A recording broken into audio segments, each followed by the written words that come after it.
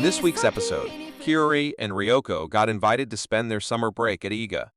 When they arrived, Yumika welcomed them, but she was sorry to hear about what happened with Saiga. Earlier, Tokisada had a conversation with Gantetsu, who explained that their machinery caught fire during the night, or at least Koga made it look that way. This incident marked the end for Saiga, so they had no choice but to accept Koga's offer. However, Gantetsu vowed to never forget what they did. Meanwhile, Ittoki visited his father's grave, and Kirei and Ryoko explored the surroundings. While at the cemetery, Yumika decided to make a stop at the hospital first.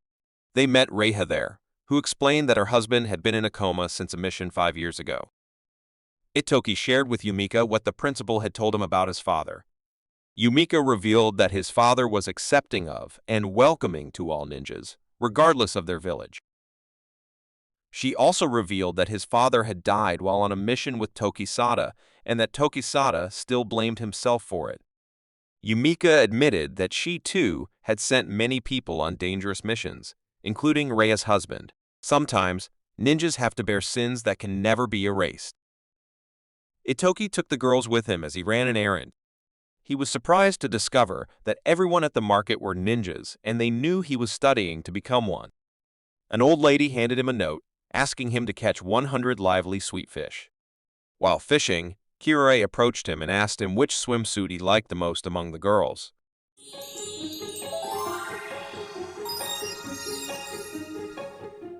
However, Ittoki decided not to answer after looking at them.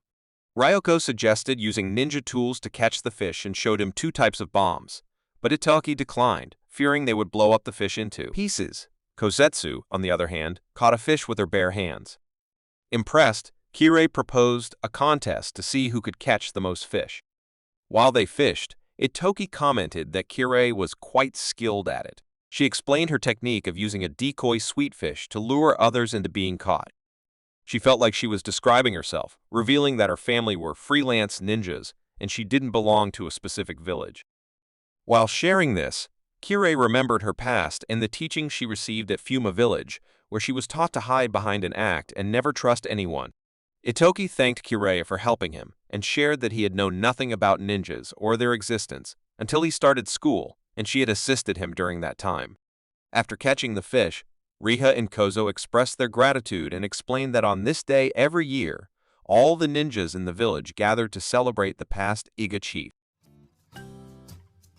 Ittoki and the others joined the people and helped with the preparations for the festivities. Tokisada appeared and informed Ittoki that this celebration initially began as a way to cheer up Yumika, but had grown into a major event. He revealed that Kozetsu had been abandoned, and Yumika had taken her in and raised her, which was why Kozetsu was willing to do anything for her. Tokisada also mentioned that most of the people in the village owed a debt to Yumika in some way, and then he disappeared after taking some fish without Ittoki noticing. Tokisada went to the wall and offered fish to Shione, who was using camouflage, and wondered if she was really that bad at it. Tokisada expressed that from his perspective, everyone was bad at camouflage. Shione pondered whether Tokisada's people truly killed Kishinmaru, but he questioned the competence of an investigator who would come and ask such a thing. The feast began, and the people were delighted that Ittoki was finally among them. They told him that without Yumika, the village would have fallen apart when his father died. Years ago, Tokisada had been consumed by anger over Hidetoki's death and desired revenge. However, most of the people opposed him, knowing that seeking revenge would only ignite a war. Just as a fight was about to break out, Yumika intervened and slapped Tokisada, stating that when people lost what they protected, they also lost their way. She told him that he didn't need revenge, but should remember what he should protect. She added that Hidetoki loved the village and did everything in his power for its sake. If he died protecting a village where people would turn against each other, then they must endure and carry on Hidetoki's will. Ittoki confessed to his mother that he needed to strengthen his resolve, but he could see that Iga was a good place.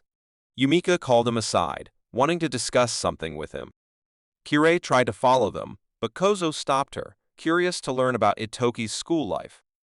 Hearing that Ittoki was doing well, Kozo explained that he had been worried since Ittoki had to give up his old life and part ways with his friends. Kozo mentioned that Ittoki had told him he was enjoying school thanks to Ryoko and Kirei, whom he considered dear friends. Kirei later reported to Subaru that there was nothing noteworthy to report.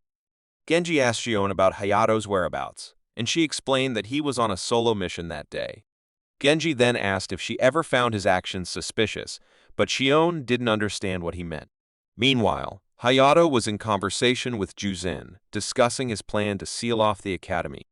He also intended to call all the ninjas and convene a ninja grand council. And that wraps up our thrilling recap of episode 6 of Shinobi no Ittoki. Remember to subscribe to our channel, hit that notification bell, and share your thoughts on the episode in the comments below. Stay tuned for our next exciting recap right here on our channel.